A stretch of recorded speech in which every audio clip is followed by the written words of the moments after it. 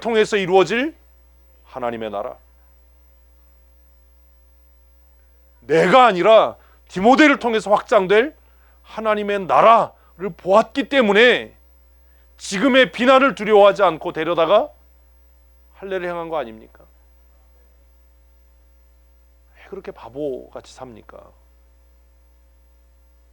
오늘 결심해야 돼요. 내 선택의 기준은 뭐가 아니라, 현재가 아니라 뭐다? 미래다. 주식 투자하다 왜 망하죠?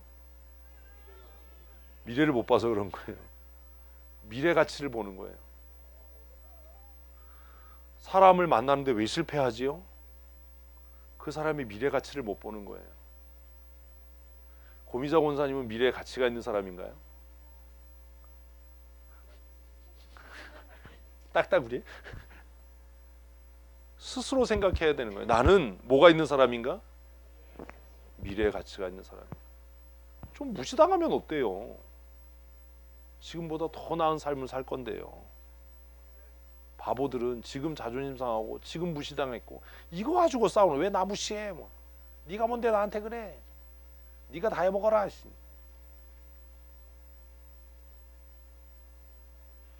바울의 선택의 기준은, 바울이 디모데를 데려다가 할례를 한 건 지금의 문제가 아니라 뭐의 문제? 미래의 문제예요. 지금은 누구도 디모데를 몰라요. 왜? 무명이니까. 에? 그렇잖아요. 디모데가 뭐 할례를 받았는지 안 받았는지, 뭐 아버지가 뭐 이거 문제되지 않아요. 왜? 사역자가 아니니까. 근데 먼 미래에 디모데가 바울의 뒤를 이어서 교회 대표가 될 때, 사역자가 될 때, 이게 반드시 문제를 일으키고 문제가 될 거예요. 그래서 바울은 그 미래 가치를 보고 디모데를 데려다가 지금 비난을 받고 지금 어려움을 당해도 뭐 한 거예요? 할례를 행한 거예요. 이게 얼마나 지혜로운 결정입니까?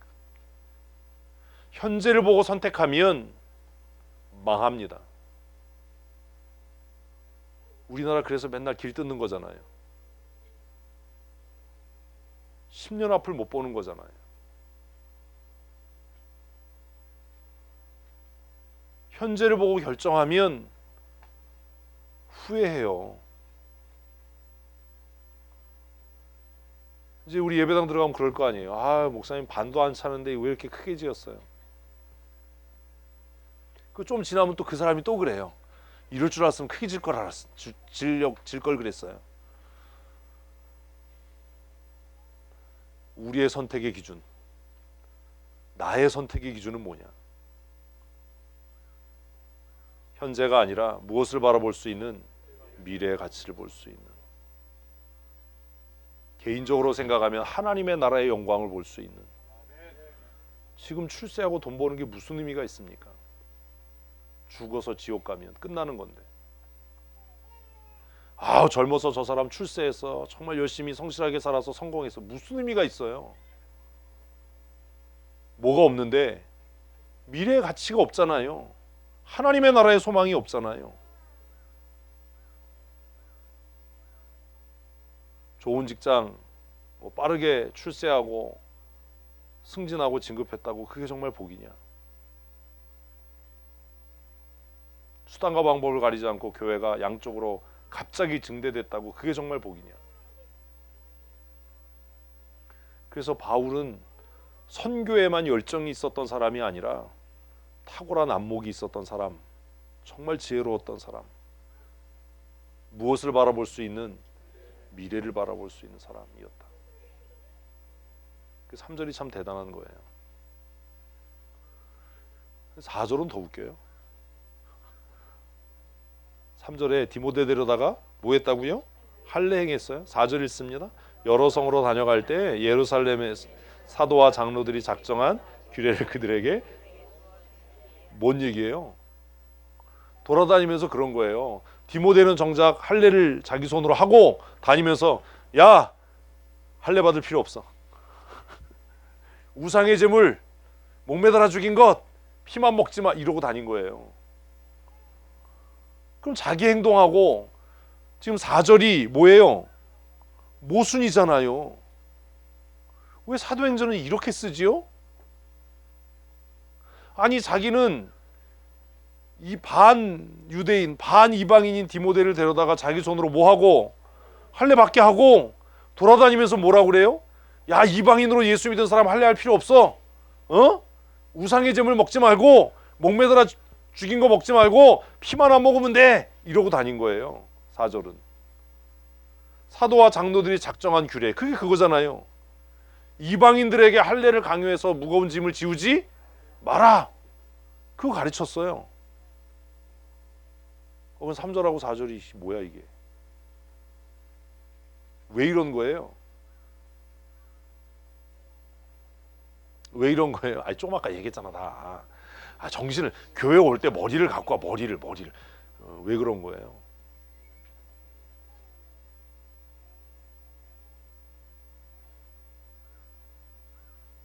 원리주의나 근본주의가 왜 위험한지 아십니까?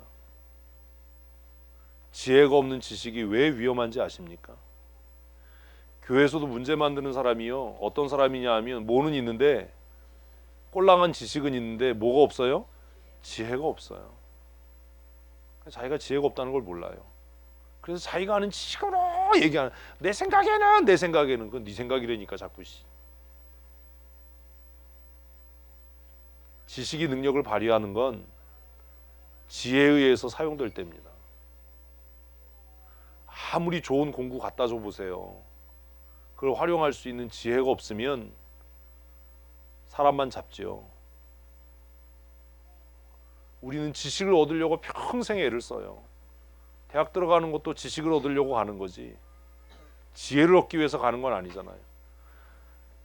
평생 동안 하루에 12시간씩 책상에 앉아서 공부하는 건 뭘 쌓아가는 거예요? 지식을 쌓는 거예요. 그거 아무짝에도 쓸모없어요. 대학 나왔다고 자랑할 거 아무것도 없어요. 외워서 아는 지식은 많은데 뭐가 없어요? 지혜가 없어요. 어떡할 겁니까? 성경은 그래서 여호와를 경외하는 것이 지혜의 근본이래요. 지식은 있는데 지혜가 없어서 교회를 어렵게 하고 혼란스럽게 하고 가는 곳마다 싸움이 일어나고 분쟁이 일어나고 다툼이 일어나는 거예요.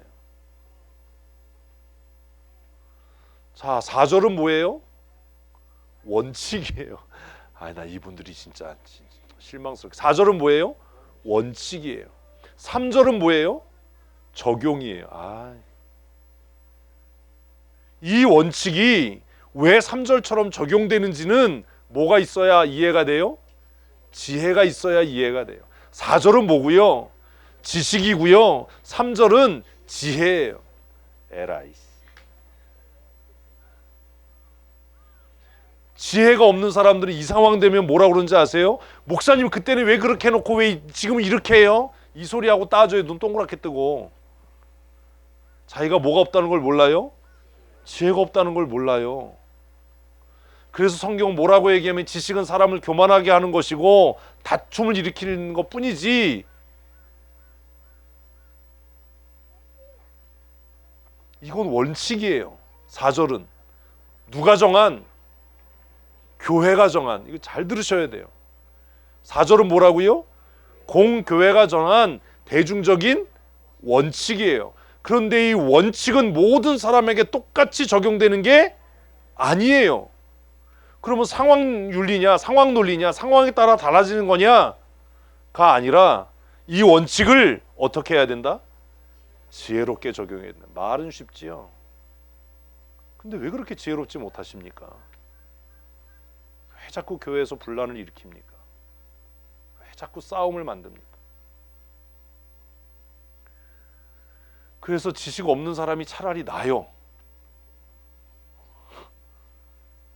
지식이 없는 사람은 자기가 지식이 없다는 걸 아니까 나서지는 않아. 근데 지혜가 없고 지식이 없는 사람은 뭐 해요? 엄청 나대거든요.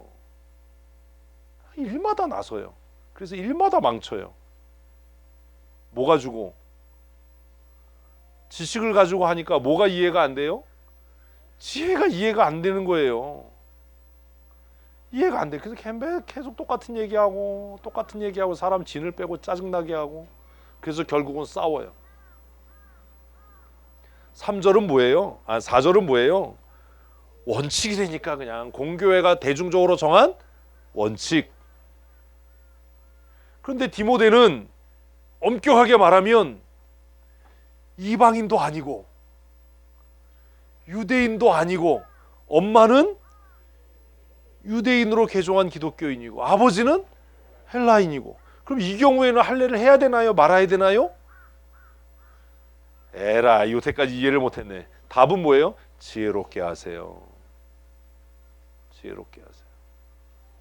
디모데가 만일 그냥 일반 성도로 신앙생활을 하기를 원했다면 할례를 할 필요가 없었을 겁니다. 근데 바울이 디모데를 볼 때 이 친구를 훈련시켜서 목사가 되게 하고 교회를 다니게 하고 할 때 유대인들이 나를 사도성을 가지고 이렇게 헐뜯었는데 이 친구가 얼마나, 젊은 친구가 고난을 당할까 생각해서 바울은 어떻게 한 거예요? 지혜롭게 선택한 거예요. 그런데도 디모데는 사역하면서 그의 연소함 때문에 공격을 받았어요. 그래서 바울은 디모데에게 편지 쓰면서 사람들이 너의 연소함으로 인하여 업신여기지 못하도록 행동해라.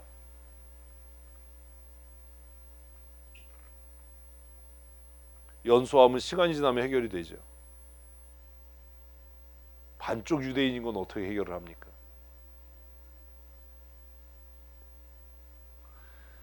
이방인들은 디모데의 할례 문제를 문제 삼지 않았을 겁니다. 왜요? 자기들도 할례 안 받고 예수 믿게 됐으니까.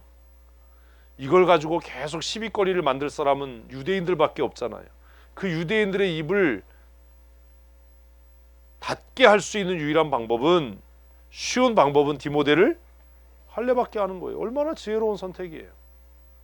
근데 정말 교회 안에 지혜가 없는 사람은 지금도 와서 목사님 왜 그때 그렇게 얘기해놓고 왜 이렇게 하세요? 라고 따져요. 이해가 안 돼서 묻는 건데요, 묻지 마세요. 짜증나니까. 왜 이해가 안 돼요?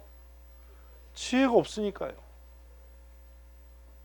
그래서 제가 얘기했잖아요. 이해가 안 되면 그냥 깊은 뜻이 있을 거다 생각하고 믿고 따라와라. 그 말도 안 들어요. 자기가 가지고 있는 지혜로는 납득이 안 되고 설명이 안 되고 이해가 안 되는 거죠.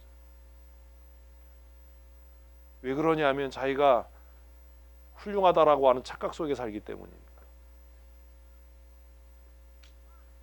바울은 디모데를 불러다가 할례를 행한 이후에 멈추지 않고 그의 전도 일정을 계속 소화해 갔어요. 그래서 정말 우리가 지도자라면 생각해야 될 게 있어요. 누가 뭐라고 하든지 하나님이 나에게 맡기신 사명은 어때야 된다? 계속돼야 된다. 그러나 그 일을 할 때 하나님께 지혜를 구해야 되는 거죠. 멈춰서서 논쟁할 여유가 없잖아요. 그걸 설득하고 이해시키고 언제 갑니까? 그래서 제가 얘기한 거잖아요. 똥 깨는 시조도 기차는 달려야 된다. 함께 갈 거면 이해 안 돼도 그냥 따라와라. 맨날 예배 끝나고 모여가지고 이거 이해 안 되는데 설명해 주세요. 저거 이해 안 되는데 설명해 주세요. 그렇게 짐 빼면 어떻게 앞으로 갑니까? 그런데 이 결과가 뭔지 아세요? 이러면 우리 생각에는 야, 교회에 논란이 생겼어. 교회가 혼란스러워졌어. 목사님 그렇게 하면 혼란스럽잖아요. 우리 이렇게 떠들잖아요. 문제 만드는 사람들이 그런 거야. 목사님 그렇게 가르쳐놓고 이렇게 행동하니까 우리가 혼란스럽고 교회가 뭐 다툼이 생기고 분쟁이 생기잖아요. 웃기는 소리 하지 마라. 5절을 봐라. 5절 뭐라고요? 읽습니다. 이에 여러 교회가 믿음이 더 굳건해지고 수가 날마다 늘어나니라. 뭐 때문에? 지혜로운 행동 때문에. 이 지혜 없는 사람들은 바울 사도의 이중적인 태도 때문에 뭐 이렇게 얘기하겠죠. 왜 이렇게 얘기했다가 저렇게 행동하고 왜 그러냐? 왜 그러냐 도대체? 왜 그러긴 네가 바보라서 이해를 못하는 거야. 이해 뭐 때문에? 바울의 지혜로운 행동, 그 선택, 그 결정, 그것으로 인해서 여러 교회가 믿음이 더 굳건해지고. 자 보십시오. 바울이 어머니가 유대인이고 아버지가 헬라인인 디모데를 데려다가 할례를 행했더라 라는 소문이 퍼졌겠지요. 그게 오히려 교회들에게 시험거리가 된 게 아니라 교회 안에 지혜로운 사람들은 바울의 행동을 보고 뭘 찾은 거예요? 아, 할례라고 하는 것이 어떻게 걸림돌이 아니라 디딤돌로 쓰여질 수 있는가를 발견했겠죠. 어떤 사람에게는 그게, 어떤 사람이라고 하지 맙시다. 대놓고 합시다. 정말 지혜 없는, 제가 이렇게 과격한 말을 써서 문제, 돌대가리들에게는 그것이 뭐가 되지만, 걸림돌이 되지만, 지혜 있는 사람에게는 그게 디딤돌이 되는 겁니다. 바울 사도가 현명한 선택했어. 그러니 할례 문제는 교회가 원칙적으로 이렇게 정했지만 어떻게 적용될 수 있어? 탄력적으로. 뭐에 따라서? 경우에 따라서 이렇게 적용될 수도 있다라는 걸 이방의 교회들이 알게 된 거예요. 그래서 그것 때문에 그들의 믿음이 흔들린 것이 아니라 여러 교회가 더욱 믿음이 굳건하게 서서 할례는 더 이상 교회의 걸림돌이 되지 않는다. 할례 때문에 싸울 필요가 없다. 그러면 이방인으로 예수 믿게 된 사람이 할례 받아야 합니까? 안 받아야 합니까? 참 헛했구만. 경우에 따라 다른 거예요. 이 지혜 없는 사람들아.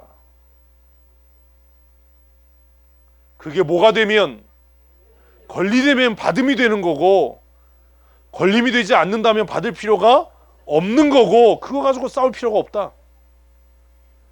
걸림이 돼? 그럼 뭐 하면 돼? 할례 받으면 돼. 걸림이 안 돼? 안 받으면 돼. 목사님, 이단교에서 세례 받고 온 사람 어떻게 해야 되나요? 똑같은 거잖아요. 원칙적으로 받을 필요 없어. 목사님 원칙적으로 받을 필요 없대더니 그 사람 왜 세례 줘요? 이러고 덤벼요. 왜 세례 줘요? 그 사람 마음에 걸림이 됐으니까, 당사자가 원하니까.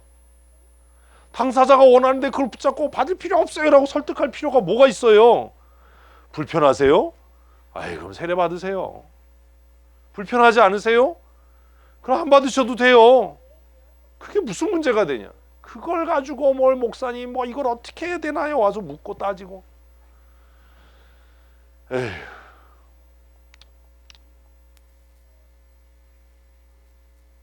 이런 문제는 무수히 많아요.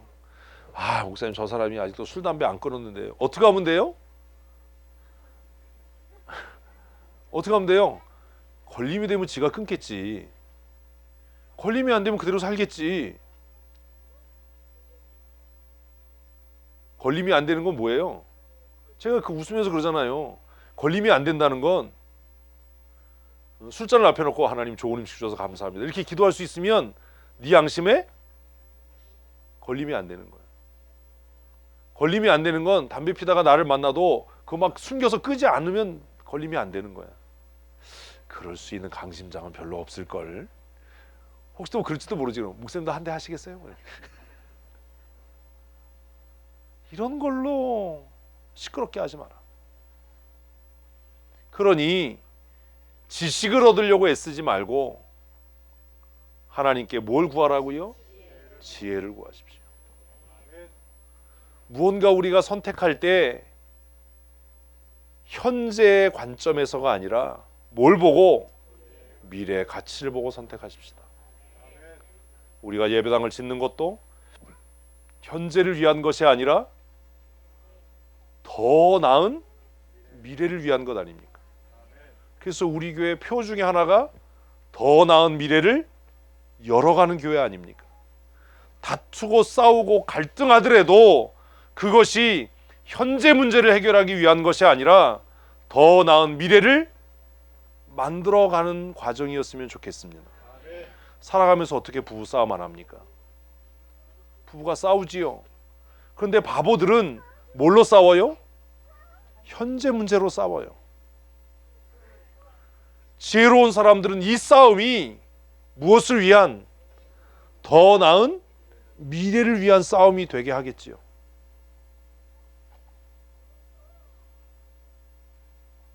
굉장히 어려운 문제입니다.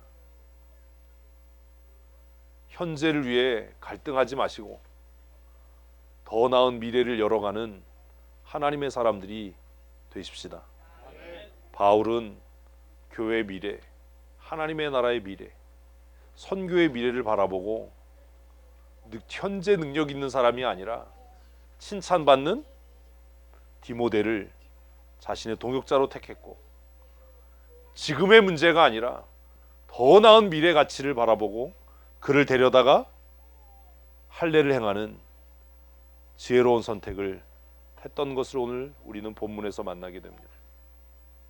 여러분의 삶을 미래 가치에 투자하십시오. 오늘 잘 먹고 잘 쉬고 운동하는 게 더 나은 미래의 가치에 투자하는 겁니다. 건강관리 잘 하십시오.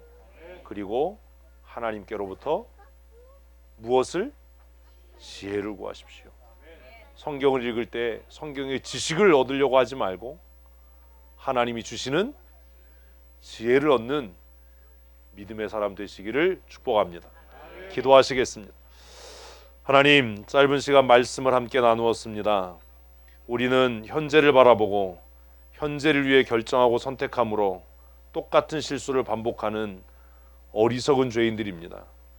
우리에게 하나님의 나라의 영원한 미래 가치를 볼 수 있는 지혜를 가르치시고 현재 문제에 함몰되는 어리석음이 아니라 더 나은 미래를 열어가는 지혜로운 믿음의 사람으로 살아가게 하여 주시옵소서.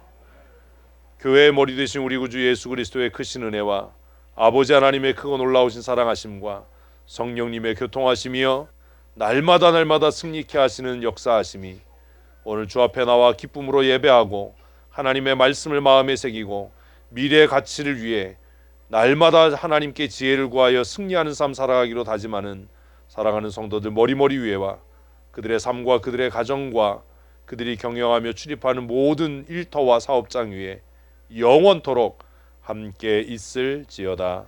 아멘.